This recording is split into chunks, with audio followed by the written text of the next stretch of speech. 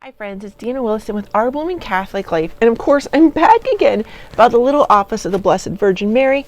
I don't know if you remember, a really long time ago I had found this book on living the Little Office. It is reflections on the Little Office of the Blessed Virgin Mary.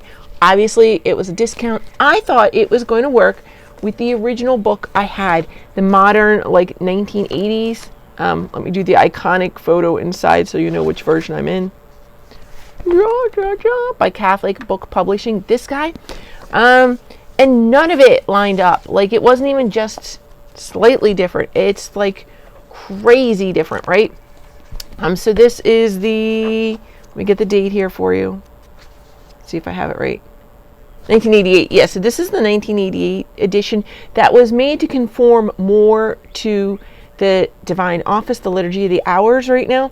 So this is the one that secular Franciscans are especially supposed to pray because the format's the same as the current 4-volume in Christian prayer that we're using. So in America, we're kind of supposed to do this one.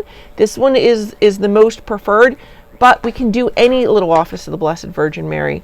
And so then, remember, I fell in love with this Baronius version. I really do like that it has the chant in the back. It's got English and Latin. It's more the original that we have.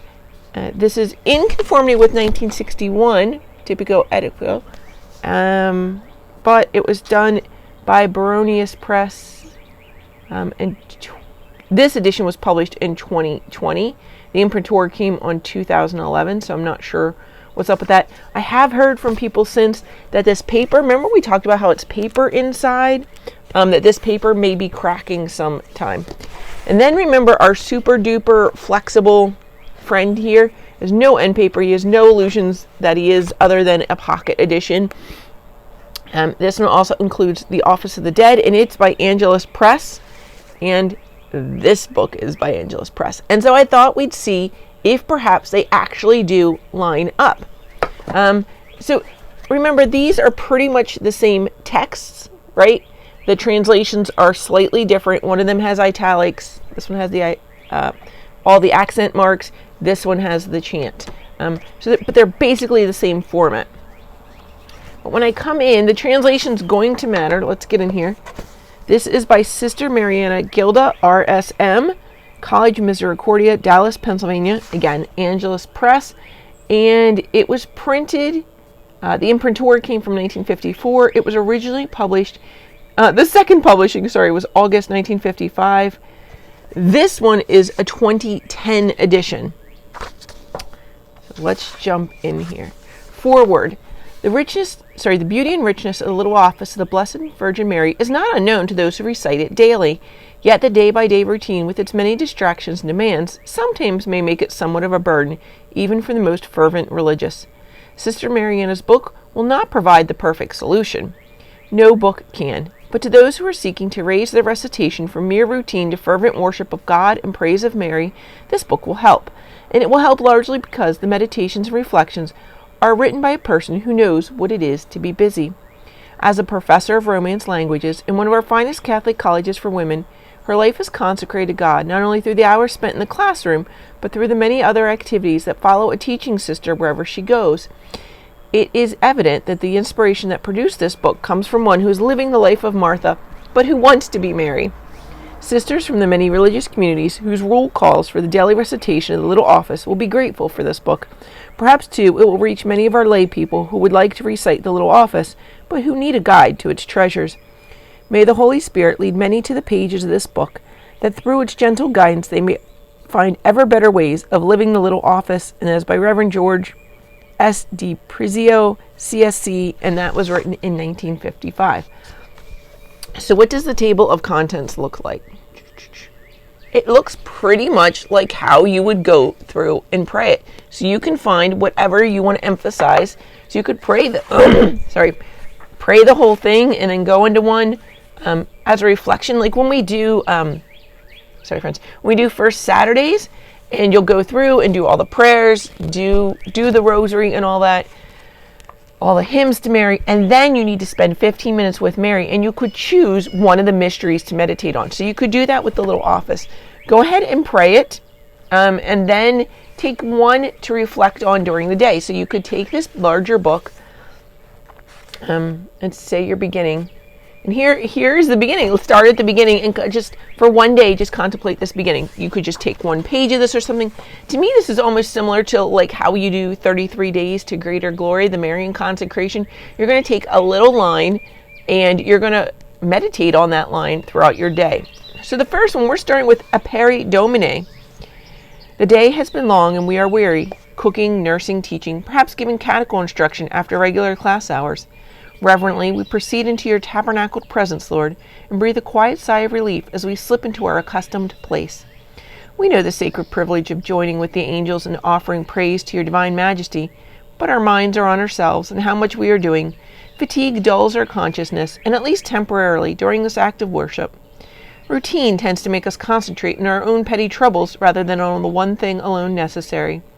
We keep wondering about the disciplinary problem presented by irresponsible little Tommy, or about the patient in 202, or what we have for approaching feast day dinner, or whether the pastor will agree to that special project, or how we could change the arrangement of flowers in the altar, or how this month's bills could possibly be paid. Interrupting this jangled series of perplexing reflections comes the tolls announcing the office of Matins and Lauds. Mechanically, the choir manual is opened as the superior intones, Aperi Domine. Open my mouth, O Lord. The rest of the prayer is said silently, intimately.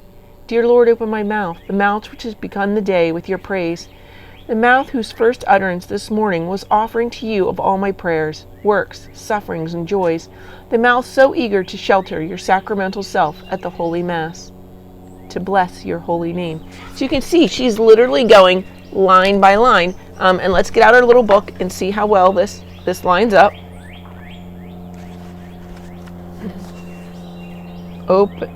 This one says, one on the left says, open my mouth, O Lord. The one in the little book here is saying, O Lord, open thou my mouth.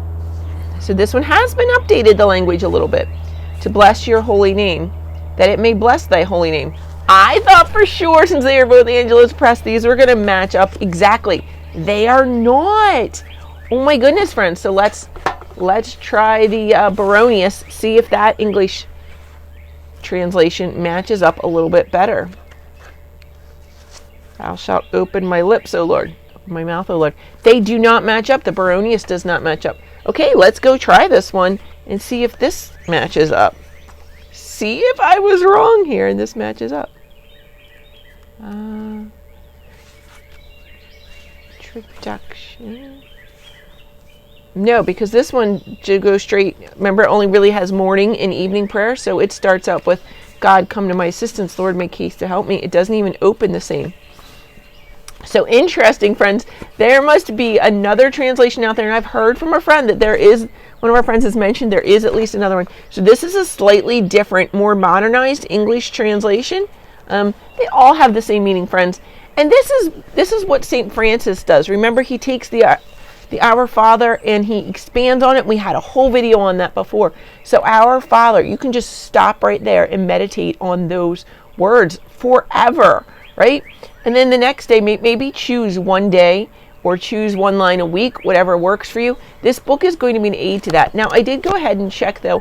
While the English translations are not precisely lining up, the format here is the format, I believe, of the Baronius, or of the Angelus Press. So let's look. So when they go into Matins 2, and this one is Matins 5. So let's get our pages all lined up. It'd be excellent if the page numbers exactly matched up if they had one like that. So 2 on that book. Let's come over to 5 on this book. 3, 4, 5. Okay. This one starts out with the Hail Mary, our new book.